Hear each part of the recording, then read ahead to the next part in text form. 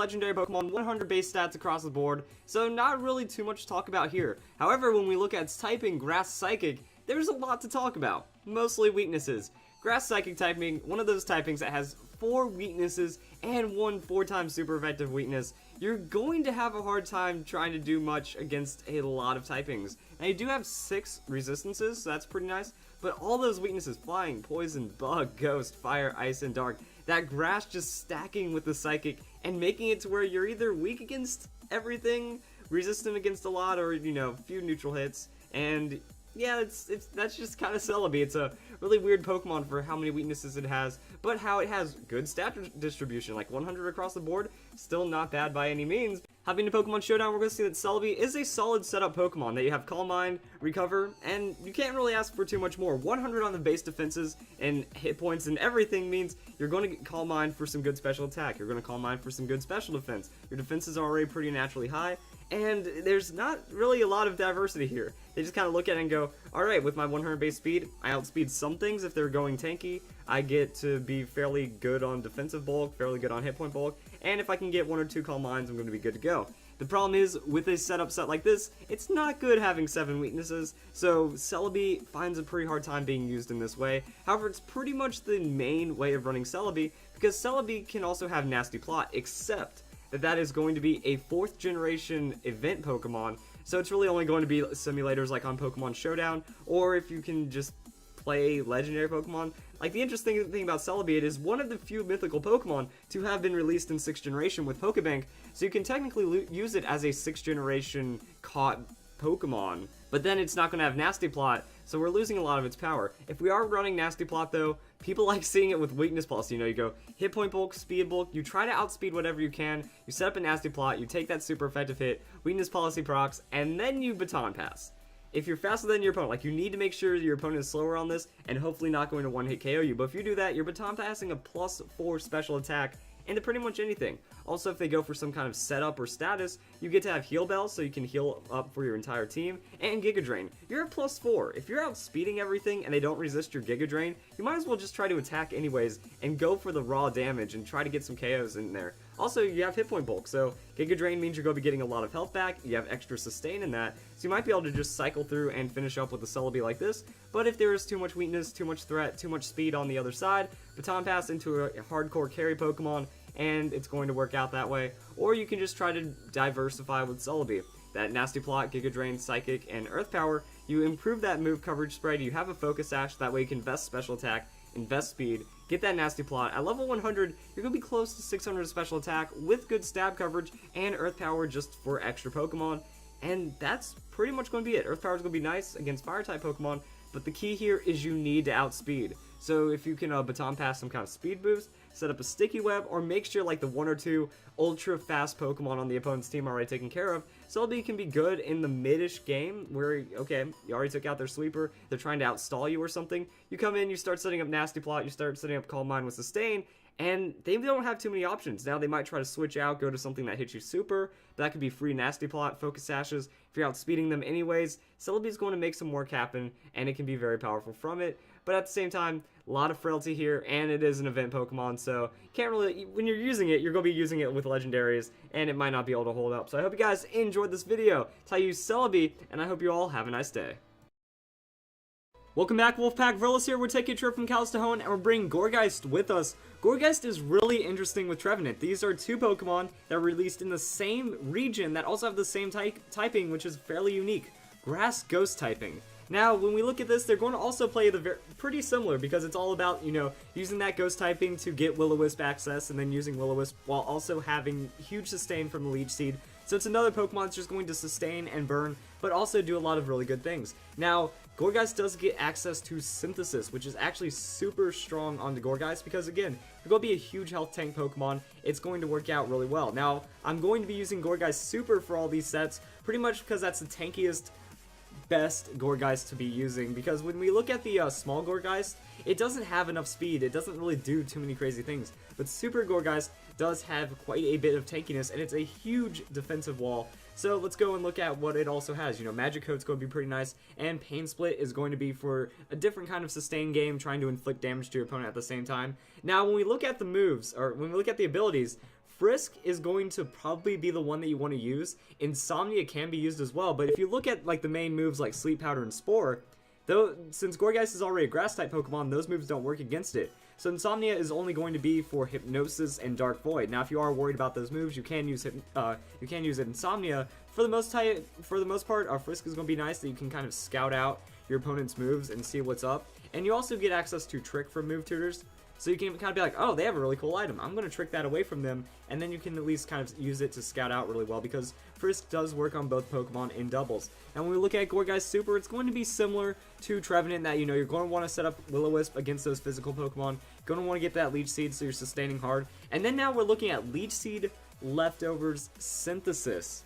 That is absurd amounts of just regen. That Leech Seed giving you 1/8 leftovers. So now we're looking at 3/16 roughly of your health, while also getting potential of getting half back from Synthesis, while your opponent is taking 1/4 of their health from that Will-O-Wisp and Leech Seed. Also, what I really like about Gourgeist is a Pokemon that gets Phantom Force, and it's a pretty good move that it disappears on turn 1, hits on turn 2. So you're going to take damage, and then Phantom Force is going to activate, and now you're not going to be taking damage, but you're still going to be receiving those leftovers benefits. You're still going to be receiving those Leech Seed benefits. Your opponent's going to miss their attack, and then you hit them, so you get a little bit of damage. Gourgeist does have a pretty nice base attack. You know, at base 100, even not investing into it, that's going to be a good amount of damage, because 90 base power, getting stabbed, hitting an opponent pretty hard, that's really nice. Also, your opponent can't protect through it, so they're guaranteed to take that damage. If they're doing like a Wish Protect stall, you can at least kind of chip through it a little harder, and then they take that Will-O-Wisp, Leech Seed at the end of turn.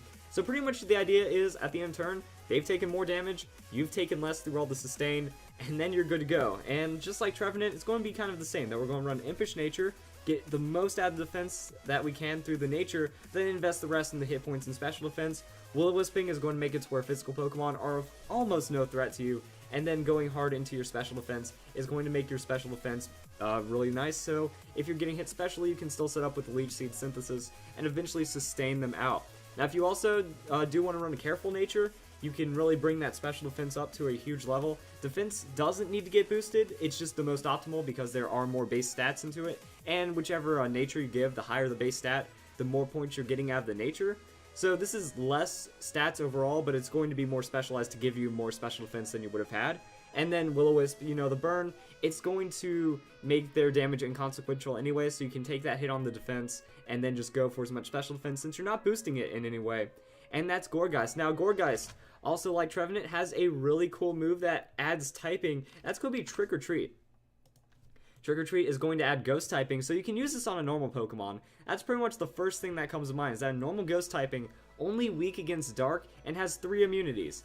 That's stupid. Just absurd. I mean, also, when we're looking at this Pokemon, it doesn't have the best speed, so that's Trick Room. You could use, like, Trick Room, Trick or Treat. Set up the Trick Room, use Trick or Treat, and now you're going to be avoiding a normal type, a Ghost type, or a fighting type move onto that Pokemon, and if you can use it to make an outplay, that's just awesome. And then you can set up Will-O-Wisp and Leech Seed, and you can also use Trick or Treat on the opponent. Use it on the opponent. Now you know that they're going to be super effective to Ghost types unless they are a normal type Pokemon, and you can hit them for some really hard Ghost type or Dark type moves, however you want to take advantage of it.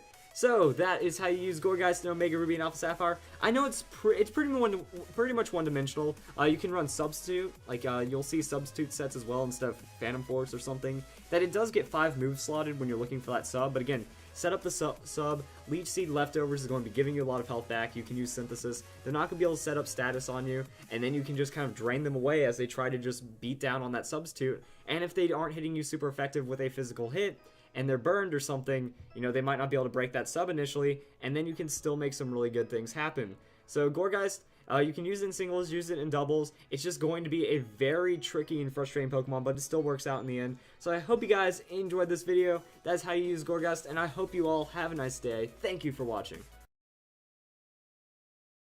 Hey TikTok, it's Alan Walker, and if you want to get this, or this, search Alan. Welcome back, Wolfpack. Verlis here, and this is how to use Exploud. Looking at Exploud's stats, actually they're pretty solid. 104 on the hit points, not the worst. Actually, whenever you get over 100 hit points, I feel you have a very durable Pokemon that is at least going to be a 2-hit KO in most circumstances. Now, while it doesn't have an insane attack or special attack, and not the greatest speed, we know how to make this work. That by putting in some kind of move, modification or speed modification, this guy can have some potential. And there's a lot of really good potential in Exploud that we'll talk about in just a bit after we look at its normal typing. I talk about normal type Pokemon a lot. Made on the top 5 types. I did a type talk about it. A lot of Pokemon normal types. Whoa. Anyway, it just has that weakness to fighting, immunity to ghost, and very standard straightforward typing that is incredibly reliable. Hopping into Pokemon Showdown, we're going to find out how to use Exploud, and that's going to be actually pretty awesome because it's a very usable Pokemon with Boom Burst. Boom Burst has 140 base power. That's absurd. It's also going to get stabbed, so you're going to kick that power over 200. That's where that 91 special attack can play in really well. That if we bring up Talonflame for comparison, Talonflame has 81 attack, and its signature move that's going to be using is Brave Bird, so it has less base power, less attack, and overall, Exploud just going to bring more damage to the table. So that's just kind of like your damage benchmark. Exploud can score a lot of one-hit KOs. So if we just go, 252 in special attack, 252 in the speed, we'll see that we're going to be able to outspeed base 110 speed Pokemon. That at that 120, you're going to be pushed to 180, which means that if you just have, let's say, a timid 1 base speed Pokemon, or 110 base speed, it's at 178. So you're going to be getting the outspeed right there, and I think that's why Exploud has such a crazy speed stat, is because with the Scarf, it actually comes through and works out really well. So you can also just kind of look at the other ways of running it, that since it is a normal type Pokemon, it's going to have very wide coverage, that you get Ice Beam, Flamethrower, and Focus Blast. Now, here's the thing that I need to make a note of. Since Boom Burst's base power is so high, you pretty much always use it unless it's not going to be a very effective hit, and the other one is going to be super effective.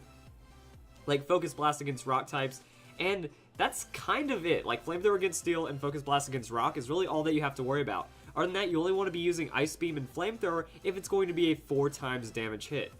Because it's just not going to be enough. That 90 base power times 2 is only 180. Boom Burst is still doing more than a super effective Ice Beam. Also, even when we take into account, say, Blizzard or some other move, that you're getting slightly more damage for much lower accuracy, so just stick to Boom Burst and Ice Beam whenever you need to use it at the right moment. Also, you can just run Health Bulk. That with that 104 base hit points, if you fully invest into it, your 3-hit KO Pokemon, under most circumstances, maybe even 2-hit KO, Choice Specs with that Boom Burst is going to make it to where anything can, well, you'll knock out almost anything. So when we take it into account with Scrappy, you can actually hit Ghost-type Pokemon. So there isn't even a need to worry about that, Espeon is a Pokemon, but if we look at Gengar as well, Gengar at the unevolved is at a 110 base speed, so you'll be able to outspeed and KO a timid Gengar. If you're running Choice Scarf, of course. Pretty nice for an Exploud.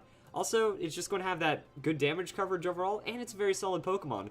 Now, one thing that is really awesome about Boom Burst is if we read here, it hits adjacent Pokemon including allies. So it hits everything on the battlefield, which means you can use it for doubles.